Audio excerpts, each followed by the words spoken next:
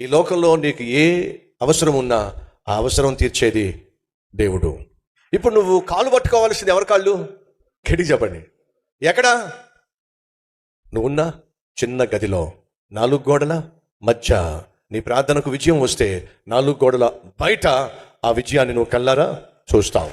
ఈ 4 గోడల మధ్య నువ్వు ఓడిపోయావనుకో, ఈ 4 గోడల మధ్య నీకు జవాబు రాలేదనుకో, ప్రపంచంలో నీకు ఎక్కడా జవాబు వచ్చే ప్రసక్తి లేనేలేదు. నీవు రహస్యముగా నీ గదిలోనికి వెళ్ళి తలుపు వేసుకొని ప్రార్థన చేయి. రహస్యమందున్న దేవుడు నీ ప్రార్థన ఆలకిస్తాడు. నా సమస్యకు పరిష్కారం ఏది? నా సమస్య ఎలా తీరుతుంది?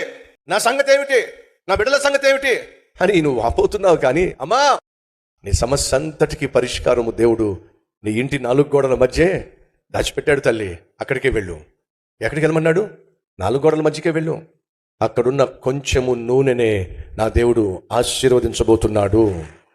నువ్వు కలిగి ఉన్న కొంచెమునే దేవుడు ఆశీర్వదించబోతున్నాడు. అమ్మా, నా దేవుడు నిన్ను అనాథగా విడిచిపెట్టలా. నీ సమస్యకు సమాధానం నీ ఇంట్లోనే దాచిపెట్టాడు. ఎంత అద్భుతమైన దేవుడు అండి. మళ్ళా చెప్తున్న తమ్ముళ్ళు, చెల్లెళ్ళు, సహోదరి సహోదరులు, సమస్య ఏదైనా కావచ్చు, అది ఎంత పెద్దదైనా కావచ్చు, అది ఎంత క్లిష్టమైనదైనా కావచ్చు, ఆ సమస్యకు పరిష్కారం నా దేవుడు ఎక్కడ పెట్టాడు? కోర్టులో పెట్టాడా? లేదండి. నీ 4 గోడల మధ్య నువ్వు ప్రభు సన్నిధిలో కన్నీరు కార్చినప్పుడు, సరే ఏడవద్దులే, నీకు కోర్టులో విజయాన్ని ఇస్తాను అన్నాడు అనుకోండి, అక్కడ జడ్జి గారు నీకు విజయము ఇవ్వాల్సిందే. ఎందుకని? ఆయన ప్రపంచాన్ని పరిపాలించే మహా గొప్ప దేవుడు.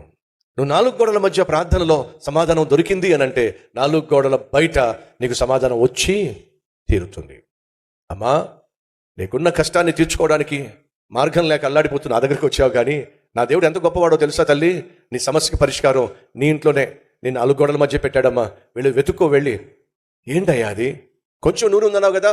అవును, అదే దేవుడు నీ కోసం దాచిపెట్టిన ఆశీర్వాదం. అందులోనే ఆశీర్వాదం ఉంది. నా దగ్గర కొంచెమే ఉంది అని చెప్పి అంటున్నావు సహోదరి సహోదరుడా. దానిలోనే నా దేవుడు దీవెన దాచిపెట్టాడు. నా ఉద్యోగం చిన్న ఉద్యోగం అంటున్నావు, అది నమ్మకంగా చేయి. దాని వెనుకే దేవుడు నీకు పెద్ద ఉద్యోగాన్ని దాచిపెట్టాడు. విశ్వసించు. ఏం జరిగింది? పిల్లలు వెళ్ళి చుట్టూ ఉన్నటువంటి ఖాళీ పాత్రలన్నీ తీసుకొచ్చేశారు.